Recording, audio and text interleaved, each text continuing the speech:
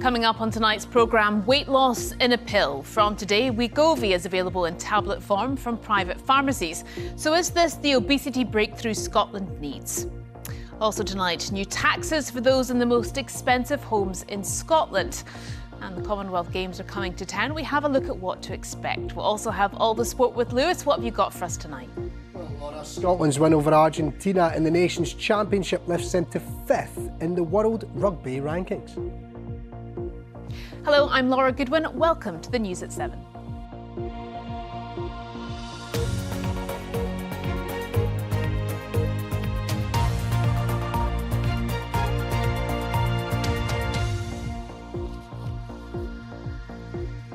All of that still to come, but first let's take a look at some of today's other stories. 2 teenagers have been cleared of murdering a 15-year-old boy who was stabbed through the heart with a sword in Glasgow. Ammon Teckley died after a confrontation involving the 2 boys, who were aged 14 and 15 at the time, in March 2025. A jury at the High Court in Glasgow found them both not guilty. The boys are now aged 16 and 17 and cannot be named because of their age. 4 councillors who voted to allow a rapist taxi driver to keep his operator's licence have quit Highland Council's licensing committee. David Brown was jailed in May after attacking an 18-year-old female passenger. Last month, the committee's 6 male councillors voted to allow his operator's licence to continue, while its 4 female members voted against it. A 33-year-old man has been arrested over the death of another man in a stabbing at Edinburgh's Banana Flats. Armed officers were called to the Leith Flats, officially known as Cable's Wind House, at about 20 to 10 on Sunday night. And Andy Burnham has said he would not consider agreeing to a second referendum on Scottish independence. The Labour MP, who's expected to succeed Sir Keir Starmer as Prime Minister by the end of the month, confirmed his views in a meeting with Scottish Labour MPs. For more information on all these stories, you can scan the QR code on the screen now. It will take you to the BBC Scotland News app, where there's much more. Returning to our top story now. A once-a-day Wegovy weight loss pill is now available to buy in the UK. It's not yet available on the NHS, but it can be bought from private pharmacies in Scotland. The criteria to get the medication is the same as the injections. That is, you need to have a high BMI or have weight-related health issues. The pills could eventually be cheaper than the jabs. Sophie Hutchison has more on today's announcement. The Wegovy pill, the next generation of weight loss medicines. Just like the so-called skinny jabs, it curbs the appetite. But with no needles, this daily tablet is showing signs of becoming a blockbuster. We've had thousands of patients showing interest already. It's actually a lot of people who are new to these medications rather than looking to switch from injections to tablets. So that's telling us something about the injections weren't appropriate for those patients for whatever reason. So I think we're about to see a huge surge across people who are clinically eligible. Unlike the injections, which need storing in the fridge, the pills do not. But similarly, they're approved for use in people who are obese, with a BMI of 30, or at least 27 if they have a weight-related condition. The pills are prescription-only medicines and carry the risk of side effects, including headaches and nausea, diarrhoea or constipation. More serious and less common are eye problems and inflammation of the pancreas, a potentially life-threatening condition. I think we've got a bit overly sensitive that, oh my gosh. With proper medical advice, however, most experts recognise the power of these treatments, but insist much more must be done to prevent obesity in the first place. Pretty well everybody has a good intention to eat healthily today, but somehow that gets eroded when you walk down the high street and there are, coffee shops and cafes and muffins. That makes it really hard. The Wegovy pills are only available with a private prescription. As yet, there are no plans for them on the NHS. Sophie Hutchinson, BBC News. It's well established that Scotland has a problem with obesity. About 1 in 3 Scots are obese, according to the latest statistics. That's risen significantly over the last 30 years. Back in 1995, it was just 1 in 6. People in the most deprived areas are much more likely to be obese than those in the least deprived, and about 1 in 5 children are considered at risk of obesity. So are weight loss medications the answer? Fiona Mackay has lost 7 stone in the 18 months she's been on weight loss jabs and hopes they become more accessible in the future.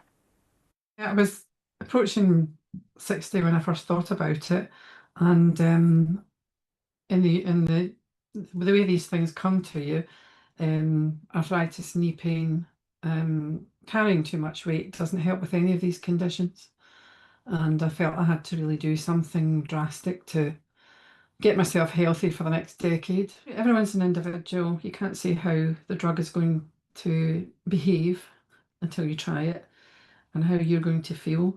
But yes, I think eventually mass access to this will happen. The effects of obesity for me certainly was making me feel quite ill, and I wasn't prepared to continue like that, so it's been an absolute godsend. It really has. I wish that more people had access to it.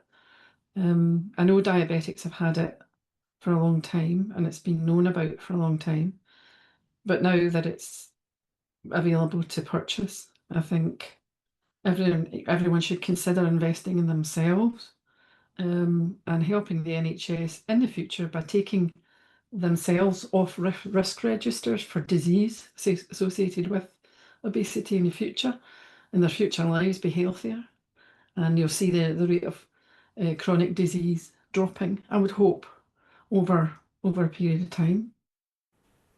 Well, weight loss drugs are now part of the solution for many people like Fiona, but usually aren't effective by themselves. Experts say the drugs should be accompanied by an improved diet and exercise. They don't work for everyone, and some drugs come with rare but serious side effects like pancreatitis. Earlier, we spoke to weight loss drug expert Professor Naveed Sattar from Glasgow University. He's worked with some of the companies behind these drugs, including the one which makes Wegovy. I asked for his reaction to the new pill form of the drug. It's a pretty big deal. It's the first oral tablet, which can lead individuals to lose beyond 10% of weight loss. And it will widen access to the many people who would like to lose weight but perhaps don't want to take injections. One of the hopes about a pill form was that it might be cheaper and therefore might be more attractive to the NHS, or not even attractive, more affordable for the NHS. Where are we with that? Because I understand at the moment the price is largely the same. Yeah, no, I think the price is going to be broadly similar to the injectable. So I think that price reduction just requires a bit of time, actually. I think over the next 3 to 4 years, the hope is another half a dozen or so drugs from different companies will be licensed and approved. The hope then is that there's competition and that will bring some of the prices down. If that doesn't happen, although I think it will to some extent, the injectable form of Wegovy, semaglutide as it's called, its proper name, comes off patent around about 2032, so around about 6 years' time. And when that happens, the prices of that form will plummet because many companies can make a generic form of that drug.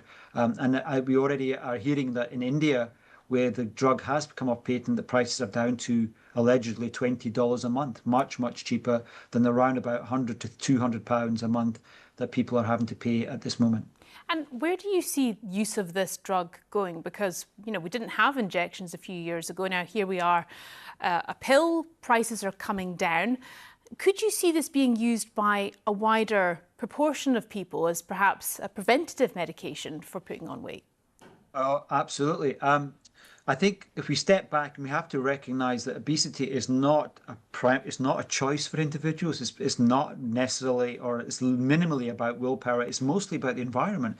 There's simply far too much food in the environment, far less opportunities to be physically active than there was 30, 40 years ago. And particularly the food environment is seducing people to overeat. It's and susceptible people.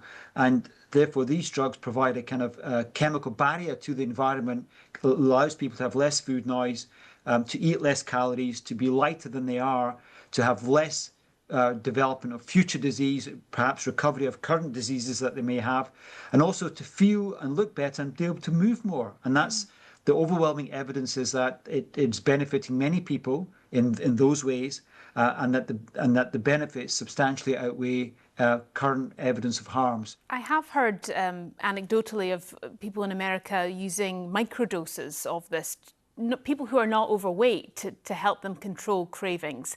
Is that something you'd support?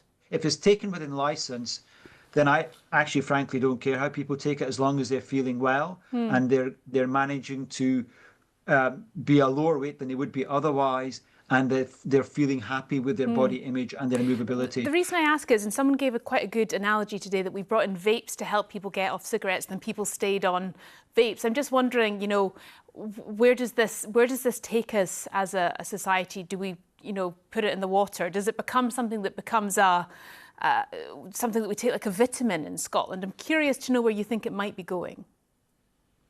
I know, I understand that sentiment. I think over the next 5 to 10, 15 years, many more people will be taking these medications. But the hope I would like, and I think many of the listeners would like, is that the food environment actually improves as partly as a result of the drugs and partly as more policy comes in to improve the food environment and the drinks environment, so that our future generations can live much healthier lives without much conscious effort. Because we don't want our children, our children's children, to be reliant on these drugs not to be put on weight. We absolutely have to change the environment, but we need the stepping stones to get to that place. And these medications, whether you like it or not, are part of the solution at this moment in time. But going forward, we absolutely have to change the obesogenic environment to allow people to lead much healthier lives, as I say, without much conscious effort. Okay, Professor Naveed Sattar, thank you very much for your time. You're welcome. Should people living in the most expensive homes in Scotland be expected to pay more towards basic services? The Scottish Government are seeking views on introducing a so-called mansion tax, basically 2 new council tax bands for properties worth more than £1 or worth more than £2 million. Ministers say the new rate would affect an estimated 15,000 properties, with most concentrated in Edinburgh. Here's our political reporter, Jenny Davidson. These new bands would come in above the current highest council tax band, Band H, with Band I applying to properties worth between £1 million and £2 million, and Band J applying to properties worth over £2 million. Deputy First Minister and Finance Secretary Jenny Gilruth said this was based on fairness and asking the wealthiest among us to contribute a bit more. There would be a revaluation process for these 2 new bands based on whether properties were worth over £1 million on the 1st of April this year. The exact charges would vary from council to council because they set their own rates, but the Scottish Government is estimating that a Band I property would pay around £4,770 a year, while a Band J property would pay around £7,650 a year, around nearly double what we'd be paying at the moment on Band H. Now, earlier we spoke to an estate agent, and this is what he had to say. The new council tax bands are more likely to be weighted towards the city of Edinburgh because over the last 25 years, over half of residential property sales above £1 million have taken place in the capital. Once the details come out, buyers and sellers will be more wary of the price of their property and what they paid for it. And I do expect going forward those who are looking to purchase a property at around £1 million or £2 million will be looking to purchase that just under the band, so as to incur the lesser of the council tax levies. This is unlikely to have a huge impact on council budgets. The Scottish Government's estimating it will bring in between £12 and £16 million a year. If you shared that out equally between councils, that would be up to £500,000 each, fraction of the £3.3 billion that was brought in from council tax altogether last year. There's been mixed reactions from different political parties. The Scottish Greens have welcomed this consultation. They've called it a milestone and say it will bring in vital revenue for schools and other local services. The Scottish Conservatives, meanwhile, are saying that the revenue from this will barely touch the sides, and they're warning it could put people off buying in Scotland and damage the entire housing market. Meanwhile, the Lib Dems, they're saying that they want rid of the entire broken council tax system, not tinkering that keeps it in place. Now, this consultation will run until the 24th of August, and the aim is to bring in the new council tax bands from April 2028. Jenny Davidson reporting there. Still to come, we have weather with Christopher, but first it's sport with Lewis. Thank you, Laura. Good evening. We're going to start with rugby tonight, and Scotland's blistering start in the Nations Championship has taken them up to 5th in the world rankings, equalling their highest ever position. They beat Argentina 47-38 in Cordoba. There were 7 different scorers, including the captain Sione Tuipulotu, Pierre Schumann, who was celebrating his 50th cap, and at the other end of his Scotland career, debutant Gregor Hiddleston also touched down to get Scotland off to a winning start. It sets them up nicely for next Saturday's clash with world champions South Africa in Pretoria. And earlier I asked former Scotland captain Rory Lawson what he thought of their performance. Yeah, Lewis, I was really impressed. I think Scotland struggled in the opening exchanges. Argentina got on the scoreboard early, but I think they grew into the game, grew in confidence, grew in belief, grew in cohesion. And I have to say their execution, particularly in the red zone, being able to accumulate points was absolutely exceptional. And I think Gregor Townsend will be very pleased. I think he'll be a little bit disappointed by the final 10 minutes or so, because the scoreline should have been more significant than a 9-point win, but lots of positives. The first round of the Nations Championship and Scotland getting out the blocks with a 5-pointer is really, really positive. Yeah, Gregor Townsend sounded pleased certainly after the game. One of the things he touched on, Rory, was the growth that he thinks his team have shown when he referenced the November defeat to the Pumas at Murrayfield, of course, that 21-point lead that they blew there. Then they've grown significantly to get a big victory in Argentina, but you touched on it as well. Do you think there are still some signs of fragility, particularly given how Scotland ended the game? It's difficult to say. I think Gregor Townsend made wholesale changes with the bench coming on, and that naturally does disrupt things. If you're only looking at the performance from Saturday, it would be really, really strong. You'd be scoring 8 out of 10. But you've got this dark cloud looming of a trip to Pretoria, and you know that you need an 80-minute performance in that. So maybe with Scotland dropping off in that last 10 minutes against the Pumas, we'll just sharpen the mind that a little bit for the task ahead. No Finn Russell, of course, but no problem. Tom Jordan came in and was excellent, wasn't he? But Finn Russell, does he need to come back in against such top opponents that you've touched on there in South Africa? Is that a simple decision for Townsend there? I don't think it's straightforward. I think Gregor Townsend will actually be really pleased at how Tom Jordan went, and actually how Fergus Burke went when he came on. When Tom Jordan went off, I actually thought he slotted in really well. He's had a good season with Saracens, and both Tom Jordan and Fergus Burke showed up well. I think Finn Russell is an X-factor player. He's a player who South Africa would respect and possibly even fear at times. I think the main thing for Gregor is he'll have some tough decisions to make in selection. A trip to Pretoria is never easy, but how do you summarise just how big a test this is going to be for Townsend's team? Playing South Africa, in South Africa, Loftus Versfeld, a bear pit of a stadium. But now with the URC, Glasgow Warriors, Edinburgh, travel down there, they're used to playing in South Africa, certainly more used to what they would have been back in my day.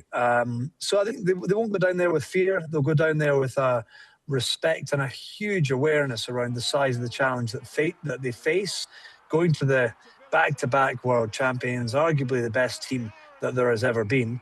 But look, they've got to go down there and they've got to be willing to throw the metaphorical punch, if you like, and go down there and give everything that you've got and try and challenge the box in a manner that will stress them. Rory Lawson speaking to me there. Now, Team Scotland's Sarah Adlington says winning a 3rd Commonwealth Games gold medal in Glasgow this summer would be the fairy tale ending to her career. After topping the podium in Glasgow in 2014, she became the first Scot to win 2 Commonwealth gold medals in judo when she repeated the feat in 2022. But with her career now coming to an end, Adlington has been reflecting on her achievements and is confident when looking ahead to the Games beginning in just over 2 weeks.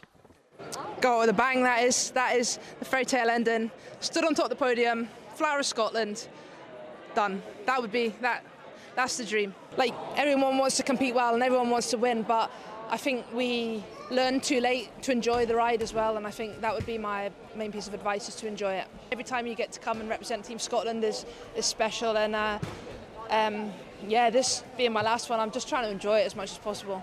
In that auditorium this morning, I was a bit like, whoa, this is happening soon. I think it's exciting, like, it's emotional.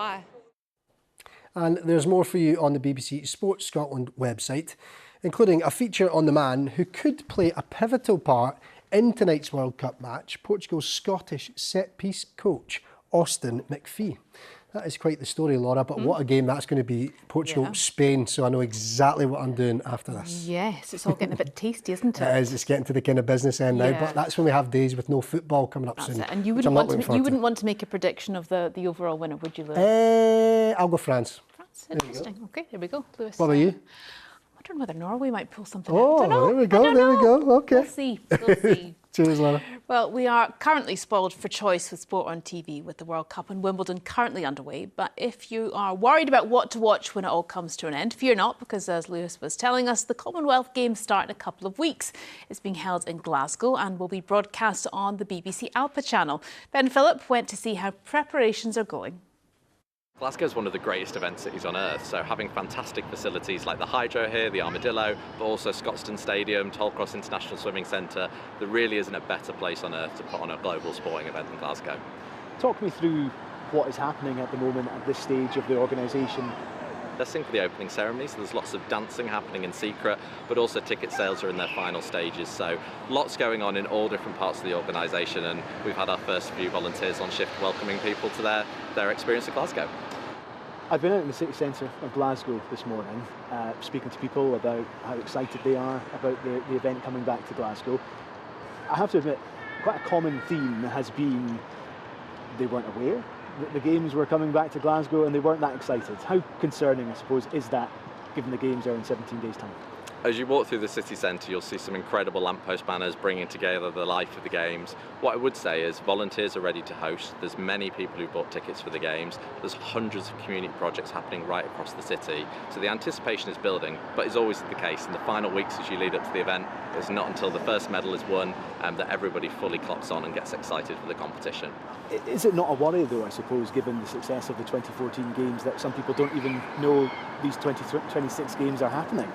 We know that Scotland loves a major multi-sport event, and we saw with the World Cup just how fantastically the Tartan Army got behind Team Scotland. We know that once the Team Scotland athletes start competing on day one of the competition, we'll see the same here in Glasgow, because Glasgow is a city that loves sport. How about ticket sales at the moment? How are things on that front? There's some really strong ticket sales across the competition, so you can't get a track cycling ticket for love nor money. There's a few swimming tickets left to go, but we've also got fantastic sport like netball, which is taking place in the Hydro, and there are 21 sessions of netball over the 9 days of competition. So there's still tickets available for that, along with some of the wider sport competitions. So getting quick from £17 upwards. Are you confident that all tickets will be sold in time for these events happening? The event happens over the course of 10 days, so we'll see some sessions that have more ticket holders than others, but what we're confident about is that there'll be an amazing fan base supporting all the athletes competing to make sure they get the opportunity to put their first foot forward on the world stage. You've worked on the organisation of these Games for quite some time now, and now that the Games are nearly here, we all know what happened with Australia pulling out of hosting the 2026 Games and Glasgow stepping in. How proud are you of what has happened here to date to try and get Glasgow ready, given the short notice of things? There was a moment where the Commonwealth Games weren't going to exist, and it was Glasgow and Scotland that stepped in to put on the competition. I think what's really special is Glasgow is gifting back to the Commonwealth a more refined, exciting version of the Games that's fit for purpose for the future. So in terms of Glasgow's contribution to the Commonwealth, it can be really proud of what's happened here. What will success look like for you?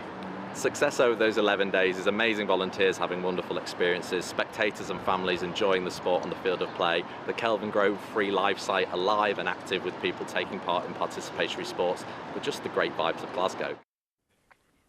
And before we go to the weather, which sadly isn't looking very beach friendly at the moment, let's turn to some inspiration for when the weather does brighten up.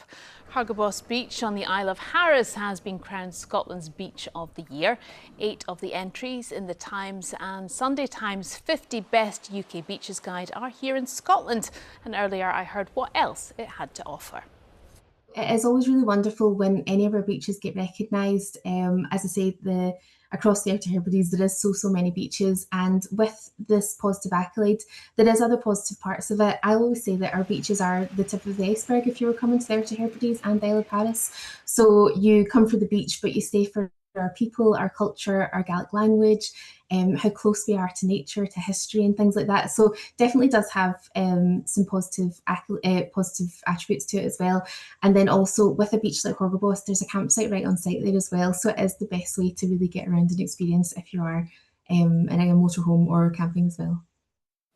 And you might need your umbrella this week. Time for a look at the weather with Christopher, because it's not great beach weather, is it, Christopher? Well, not today or tomorrow, but things are looking up. High pressure is building, sunshine is going to be much more apparent, and temperatures are rising too. This is all good ingredients for a good week to come, maybe. Fingers crossed.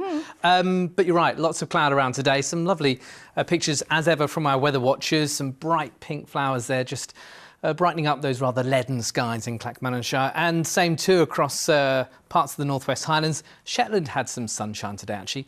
More of that on the way tomorrow as well, at least in Shetland. Elsewhere, it's another cloudy one. But this is what's happening over the next few days. And all eyes on this area of high pressure, which is set to build in, quietening things down, warming things up, and actually we'll start to feel a lot more summery. First thing tomorrow, it's a cloudy start. There'll be a few spots of rain once again, chiefly across the west and northwest, but expect the odd spot of rain or drizzle almost anywhere, really. Temperatures here at 8 in the morning, around about the low, maybe mid-teens, but you can see those sunnier skies I mentioned across Shetland and perhaps across parts of Orkney as well. Now, through the course of the day tomorrow, we hold on to a lot of that cloud with some patchy outbreaks of rain in the west, 1 or 2 spots elsewhere. Some cloud breaks developing, bit of brightness coming through, but not much. And then Wednesday, we really start to see a change because the jet stream is racing to the north, allowing high pressure to become established from the south, and that means drier, brighter and warmer weather. Initially, it's cloudy on Wednesday, but the cloud will thin and break into the afternoon, much more in the way of sunshine and temperatures responding. Low 20s for many, mid-20s for some, certainly inland. And then looking further ahead into the week, this is Thursday. Once again, we've got cloudier conditions across the Highlands and Islands with a southwesterly. Elsewhere, sunshine breaking through and temperatures fairly widely in the low, maybe mid-20s. And on Friday, we could see temperatures in the high 20s across southern parts of Scotland. Further north, a little more cloud, a little bit cooler, but generally sunnier and warmer. So those 3 days, you can see the temperatures creeping up. On Friday, there is the chance of a shower, perhaps 1 or 2 thundery ones in the northeast, but generally dry, bright and sunny. And that high pressure is set to stick with us into the weekend. So again, it's going to be another couple of bright, sunny days. The winds, though, coming in from the northeast, so a little bit cooler around some eastern coast, but many areas pleasant into the low 20s inland. You can see down south, they're into heatwave territory once again. And on Sunday, a similar sort of picture for us here in Scotland. High teens, low 20s, strong July sunshine, feeling quite pleasant. And here's the thing, that high pressure is set to stick with us into next week too, keeping things dry, keeping things settled and pleasantly warm. So actually, taking a look at the outlook from the weekend and into next week, so 7, 8, 9 days from now, well, just take a look at the icons. Lots of sunshine there and pleasantly warm. That's the forecast for now. That was a great one. Thank you very much, Christopher. We enjoyed that. And that's where we leave you this evening. The team will be here same time, same place tomorrow. That'll be with Graham Stewart. But until now, from everyone here, do enjoy the rest of your evening and thank you very much for joining us. Bye-bye.